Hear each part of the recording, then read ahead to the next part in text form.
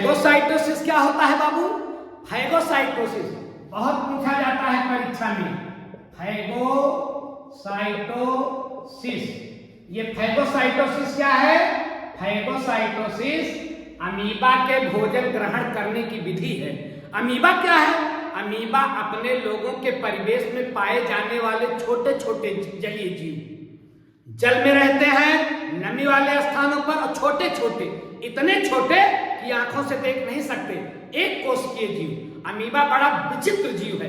काहे को विचित्र जीव है? पहली बात तो जहां अपने लोगों के शरीर में अरबों कोशिकाएं होती हैं, वहां अमीबा के शरीर में यक्कई कोशिका होती है। तो अमीबा कैसा जीवधारी है? एक कोशिकीय। एक मामले में विचित्र हो गया, सारी प्रक्रिया उसी एक कोशिका में करता है। हम लोगों के पास अरबों कोशिकाएं हैं तब भी झंझट है, और उसके बेचारे के पास यक्कई कोशिका है, सारा काम कर लेता है एक कोशिकीय जीव अमीबा। और ध्यान रखें, एक मामले में और विचित्र है अमीबा। अमीबा को कहा जाता है अमर प्राणी। अमीबा कभी मरता ही नहीं है। हाँ, अमीबा कभी मरता नहीं है।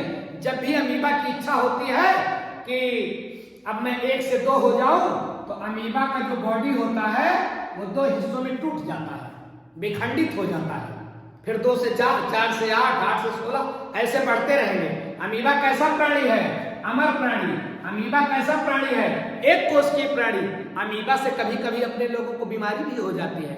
एक बीमारी होती है पेचिस, जानते हो? पेचिस। तो पेचिस तब पड़ती है जब पानी के साथ हम लोग अमीबा भी पी लेते हैं। कौन सा अमीबा? Entamoeba histolytica. अगर ये अमीबा अपने लोगों के आंख में पहुंच गया तो पेचिस पक्का। नुकसानदायक भी होता है अमीबा, जलीय जीव है, पानी के साथ साथ हम लोग पिए और आंखों से दिखता है ये नहीं है, छोटा सा होता है, एक कोशिका है, ढक ढक ढक ढक पी लिए, आंख में पहुंचा, कर दिया अपना काम शुरू, पेचिस हो गया। एंटमीबा हिस्टोलिका, याद रखिएगा, पेचिस का कारण है।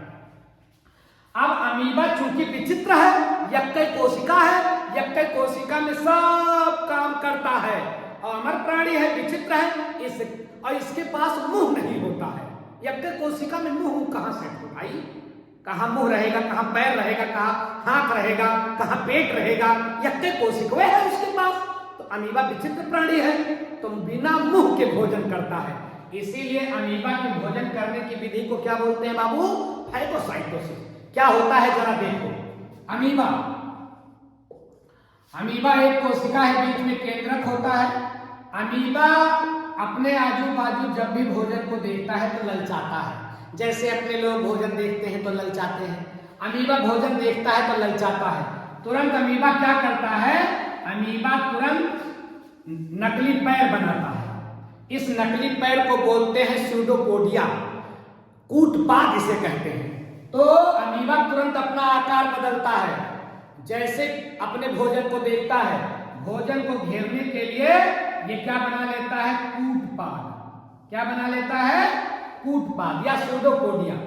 अब क्या होता है कि जब अपने गिरफ्त में ले लेता है स्यूडोपोडिया की मदद से, कूटपाद की मदद से, तो उसके बाद अमीबा भोजन को कंप्लीटली अपने अंदर ले लेता है। ये केंद्रक हो गया, ये इसका भोजन हो गया, ये भोजन हो गया। अब ध्यान रखें आप कि भोजन का अंतर ग्रहण कर लिया, मतलब इनगेशन कर लिया अमीबा ने बिना मुंह के। इसीलिए इसको बोला जा रहा है फैगोसाइटोसिस। विचित्र ढंग है। और भोजन अंदर चला गया, स्यूडोपोडिया गायब, कूटपाद गायब। फिर कब बनेगा? फिर तब बनेगा जब कोई शिकार देखेगा अमीबा तब। तो भोजन चला गया अंदर। अब भोजन अंदर चला गया मतलब भोजन का अंतर ग्रहण हो गया। भोजन की 5 गतियां हैं। तो पहली गति क्या होती है? अंतर्ग्रहण, इंगेशन हो गया। जब इंगेशन हो गया तो अमीबा अपने शरीर में पाए जाने वाले एंजाइम को इस पर छिड़कता है, ओम दोम स्वाहा छिड़कता है। तो भोजन जो जटिल है वो सरल अणुओं में टूट जाता है। तो भोजन का पाचन भी हो गया। भोजन की दूसरी गति है पाचन। जब भोजन पच गया तो भोजन कोशिका के द्वारा अवशोषित कर लिया जाता है। तो भोजन की तीसरी गति क्या है? एब्जॉर्प्शन भी हो गया, अवशोषण भी हो गया। उसके बाद इस भोजन का स्वांगीकरण किया जाता है, कोशिका में आत्मसात कर लिया जाता है।